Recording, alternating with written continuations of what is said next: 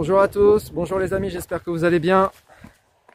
Je suis toujours à Tenerife, en compagnie du ciel bleu, soleil, la mer, les cactus, les montagnes. Je vais répondre à une question qu'on m'a posée en commentaire. Est-ce que tu pourrais faire un comparatif entre Singapour et Tenerife? Alors je dois vous dire que la question m'a surpris dans un premier temps. Je me suis dit, mais comment est-ce qu'on peut comparer Singapour et Tenerife? Ça n'a pas de sens. Et puis ça a mûri dans ma tête, ça a cogité. Puis je me suis dit, en fait, on peut tout comparer. Donc allons-y, comparons. Alors, par quoi commencer? En fait, on va commencer par la vidéo que je suis en train de faire ici. Et regardez comme c'est beau. Ah, c'est la mer. Hein. Avec les réflexions du soleil, c'est une merveille. Alors attention, hein, ce que je vais dire dans cette vidéo, hein, c'est ma propre expérience, c'est mon opinion, évidemment. Vu que j'ai des goûts un peu particuliers, je me doute bien que ça ne va pas correspondre à tout le monde. Vous voyez cette vidéo que je suis en train de faire ici? En liberté, dans la nature. Bah, j'aurais pas pu la faire à Singapour. Tout simplement, on va commencer par ça. Par la liberté, mes amis. L'Europe, terre de liberté. Et je peux vous dire que j'ai passé 5 ans à Singapour en tout. 2 fois 2 ans et demi. Et je peux vous dire que c'est vraiment, en fait, j'avais jamais ressenti ce problème de restriction et ce problème de liberté. Je l'avais pas ressenti auparavant. C'est uniquement, en fait, avec le Covid et les restrictions qui sont arrivées avec le Covid que je me suis rendu compte de la problématique. En fait, j'aurais pas pu la faire parce que les masques, en fait, on n'a pas le droit de ne pas avoir de masque en extérieur. On doit avoir un masque en extérieur à Singapour. Et ce, depuis le début de la crise, c'est-à-dire presque 2 ans et demi maintenant. Alors, c'est pas vrai que à Singapour, c'est vrai quasiment dans toute l'Asie du Sud-Est. Je pense dans toute l'Asie du Sud-Est. Le masque est obligatoire, sauf quand on mange et sauf quand on fait de l'exercice. Donc, à moins de de courir et de faire une vidéo, j'aurais pas pu faire de vidéo simplement en marchant comme ça. J'ai fait des randos sans masque à Singapour parce que voilà, quand on fait une rando, voilà, il n'y a pas de problème. Mais dès qu'on s'arrête et dès qu'on boit un peu, on a le droit. Enfin, on a le droit de boire. On a le droit de boire. Mais dès qu'on s'arrête de boire, il y a quelqu'un qui va nous dire masque up, remets ton masque tout de suite. Et ensuite, tu te remets à marcher. Donc, tu fais un effort physique et t'as pas besoin de mettre ton masque. Donc, j'aurais pas pu faire cette vidéo. Donc, problème de restriction, c'est une des raisons pour lesquelles j'ai quitté l'Asie. Voilà. C'est bête, hein? Je reviendrai quand les restrictions seront levées. Donc, gros problème de restriction, mais je pense que dans les prochaines années. D'ailleurs, si Bernard qui est parti en Thaïlande, je pense qu'il doit devoir porter le masque aussi. Alors pour certains, c'est pas un problème. Pour moi, c'est un gros problème. Voilà. C'est pas que je sois asthmatique ou autre, mais c'est que j'aime pas du tout porter le masque. Alors on continue avec le comparatif. Donc déjà, pour vous donner un ordre d'idée, Singapour c'est 7 fois plus grand que Paris en termes de dimension. Et Tenerife c'est 20 fois plus grand que Paris. Donc ici c'est 3 fois plus grand que Tenerife. Après en nombre d'habitants, Singapour vous avez 5 millions d'habitants, Paris vous avez 2 millions, et ici vous avez 1 million. Donc en fait, rien que sur cette démographie et sur la surface, vous comprenez un petit peu pourquoi, quand je fais des vidéos, il n'y a personne. Parce que la densité est très faible. En fait, la densité, elle peut être forte, mais dans les endroits qui sont habités. Et les endroits qui sont habités, il n'y en a pas beaucoup. Il y a la capitale, enfin, il y a Santa Cruz de Tenerife, je crois qu'il y a 300 000 habitants. Donc c'est pas tout petit quand même, hein. C'est 1 million de personnes sur une île, c'est quand même, voilà. Donc au niveau des espaces naturels, bah voilà, on a vraiment un sentiment de liberté incroyable. Là, je vous emmène souvent un peu à droite, à gauche. Là, il y a des endroits comme celui-ci. Il y en a des dizaines, il y en a peut-être des centaines. Donc vraiment, c'est le paradis pour faire des randos, pour se sentir libre. Donc le sentiment de liberté, il est incroyable. Vous voyez, c'est pas balisé. Je peux aller à droite, je peux aller à gauche. Vous voyez là, il n'y a pas de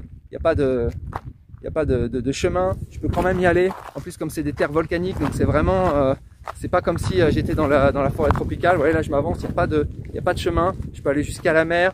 Je peux aller. Ça, ce serait bloqué à Singapour. Ce serait bloqué. Vous pouvez pas sortir du chemin qui est balisé, en fait, pour des raisons de sécurité.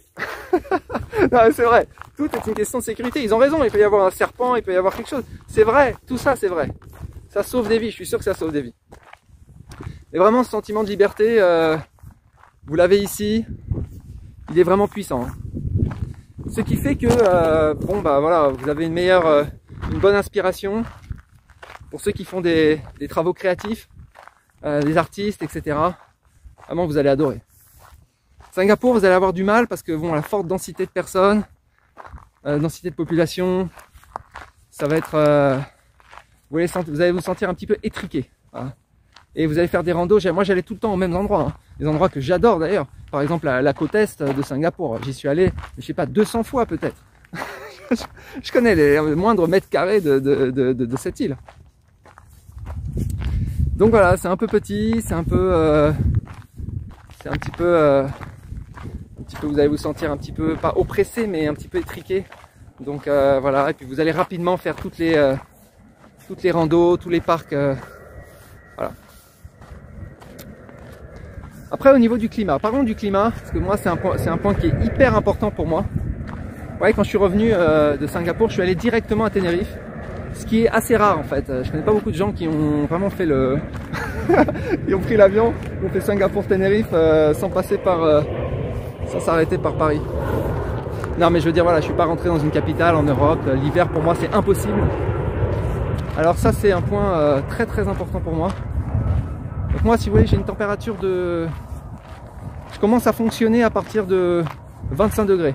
En dessous de 25 degrés, les performances du Blue Earth Sky, les performances de mon cerveau freeze en fait. C'est trop froid, ça ne fonctionne pas.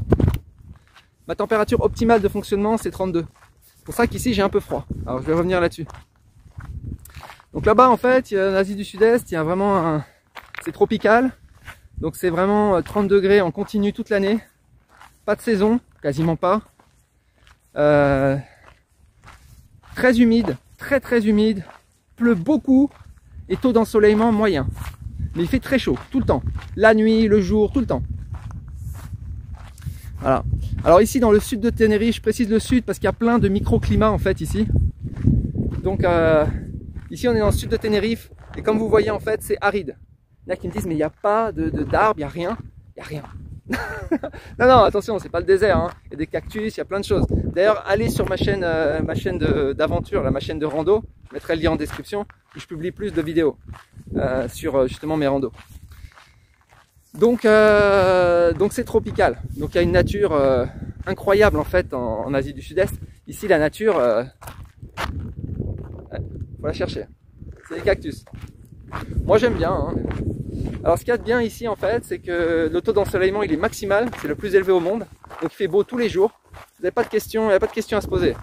Il fait beau tous les jours, ciel bleu tous les jours, 100% du temps, aucune exception, il pleut jamais. Ah mais c'est extraordinaire. C'est pour ceux qui veulent avoir, vous n'avez pas besoin de regarder la météo ici, hein. La météo c'est toujours la même. Alors le problème ici, c'est qu'il peut y avoir un petit peu de vent. C'est pas tous les jours, mais disons que, allez, je pense que 20% du temps, 1 jour sur 5, 2 jours sur 5, vous allez avoir du vent. Je pense 1 jour sur 10, vous allez avoir des rafales de vent extrêmement violentes. Voilà, donc c'est différent au niveau du climat. Alors, c'est difficile parce que moi j'aime bien le climat très chaud, donc je préférerais la chaleur en fait de l'Asie du Sud-Est. Par contre, au niveau de l'ensoleillement, au niveau du ciel bleu, ici c'est un plaisir. Voilà, ouais. C'est un plaisir ici. Donc, vous voyez, ici, c'est une merveille. Et encore aujourd'hui, il y a quelques nuages, mais sinon, il n'y a rien. Donc voilà, ça c'est au niveau du climat. Après, au niveau de la nourriture, au niveau des fruits, en fait, c'est assez particulier ici parce que dès que vous mettez de l'eau, en fait, tout pousse, y compris tous les produits tropicaux. Donc, vous allez retrouver des papayes, vous allez retrouver des bananes, Vous allez retrouver, je crois qu'il y a même des mangues en fait. Donc vous pouvez, tout pousse en fait, les agrumes poussent, tout. J'ai vu des arbres, des orangers, des citronniers, tout pousse ici à partir du moment où vous mettez de l'eau. Si vous mettez pas d'eau, il n'y a rien. Il y a les cactus, c'est tout. Voilà. Donc voilà. Alors après, au niveau des prix, bon évidemment ici ça coûte beaucoup moins cher, ça coûte très peu cher de se loger. Alors pour les touristes, ça coûte évidemment, voilà, vous pouvez trouver au mois, vous allez trouver sur Airbnb à 700 €, 800 € par mois. Si vous prenez en longue durée, vous allez payer 500 €. Vous pouvez acheter des apparts pour 50 000, vous avez un appart, c'est du délire quoi. C'est vraiment au niveau du prix de l'immobilier, on est à moins de 1000 € du mètre carré, donc ça coûte vraiment rien. Au niveau de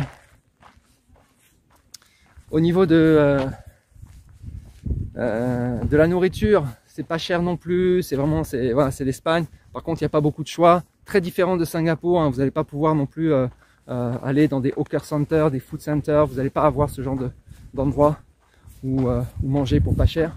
Donc vous allez vous faire à manger tout seul, voilà. Vous pouvez manger au restaurant aussi, ça coûte pas très cher, 8 €, 9 €. Vous avez, vraiment, c'est vraiment pas cher du tout. Internet fonctionne super bien. Après au niveau des populations, c'est très différent. Il y a beaucoup de vieux, de retraités, de vacanciers ici. Et il commence à y avoir beaucoup de nomades digitaux aussi. Mais avec le Covid, vous savez, même avec les endroits avec le coworking, ils vont pas forcément se rassembler. Donc moi j'essaie d'éviter un peu les rassemblements. Donc voilà, ça n'a rien à voir. Donc pour rencontrer des gens, se faire des amis ou autre, beaucoup plus compliqué ici. Il faut aller plutôt dans les villes, je pense. Mais si vous êtes un petit peu excentré, voilà, vous allez avoir des randos, etc. Moi je fais le tour de l'île, donc si vous suivez ma chaîne, surtout la chaîne de rando, vous allez voir un petit peu. Je vais aller peut-être aussi dans des villes un peu plus peuplées. Donc voilà, mais bon, il n'y a pas les populations sont vraiment quand même très différentes. C'est moins, même si c'est très sécurisé ici. Bon, les gens sont un peu plus méfiants, c'est l'Europe. Ils sont un peu moins jovial, un peu plus tristes. Voilà, et puis c'est vrai qu'avec le Covid, ça n'arrange rien, hein. Les gens gardent quand même leur distance. Surtout ici, en fait, vu qu'il n'y a pas de masque, ça tousse de partout. Donc tu sens bien que le Covid est là et il peut choper n'importe qui. Donc voilà, après il y aurait beaucoup d'autres choses à dire, hein, sur les visas aussi. Ce qu'il y a de bien ici, c'est que bon, en étant européen, vous venez ici tranquille, vous prenez un billet d'avion, c'est pas loin. Et puis vous pouvez rester autant de temps que vous voulez, vous pouvez rester toute votre vie si vous voulez. Pose aucun souci. Alors que c'est vrai qu'en Asie, à Singapour par exemple, voilà, vous êtes là en train de mendier des visas, vous pouvez pas rester si vous travaillez pas, etc. Donc c'est tout de suite plus compliqué parce que voilà, il faut des visas. C'est un peu partout en Asie du Sud-Est, mais c'est vrai en particulier sur Singapour. Donc voilà. Après c'est vrai qu'au niveau des activités, à Singapour vous avez tout disponible. Vous pouvez faire du tennis, vous pouvez faire du pickleball, vous pouvez faire des activités nautiques, vous pouvez faire tout ce que vous voulez. Ici, vous allez trouver un peu moins de tout ça, hein. Donc il y a des activités évidemment, de la rando, du VTT, etc. Il y a plein de choses, mais moins de personnes, moins d'activités. C'est plus en développement, c'est plus quelque chose, c'est plus une expérience minérale ici en fait. Alors voilà. Bon, il y aurait sûrement beaucoup d'autres choses à dire, hein. Je pense que j'ai oublié énormément de choses. Mais en tout cas, le coût de la vie est bien inférieur ici. Et c'est un vrai plaisir si vous aimez un peu marcher dans la nature. Et si vous aimez ce genre de paysage. J'ai pas encore été sur les montagnes là-haut. Donc, mais je ferai sûrement des vidéos quand j'irai. En tout cas, c'est vraiment un endroit très plaisant à vivre. Je vais rester un petit moment, quelques mois. Ouais. Donc voilà, je ferai sûrement dites-moi si je pensais faire des vidéos pour comparer en fait Tenerife à Bali, ou Tenerife à Phuket, ou Tenerife à des endroits d'Asie, parce que je pense que la comparaison serait très différente avec celle que je viens de faire avec Singapour. Voilà, je pensais faire ça, au moins une, j'en ferai une. Je pense avec Bali, en Indonésie. Et je ferai une comparaison sur ces deux endroits parce que, ouais, j'ai des choses à dire. Dites-moi si ça vous intéresse ce genre de vidéo. Et puis j'en ferai un petit peu plus. Je vous souhaite une excellente journée, je vous dis à bientôt. Ciao.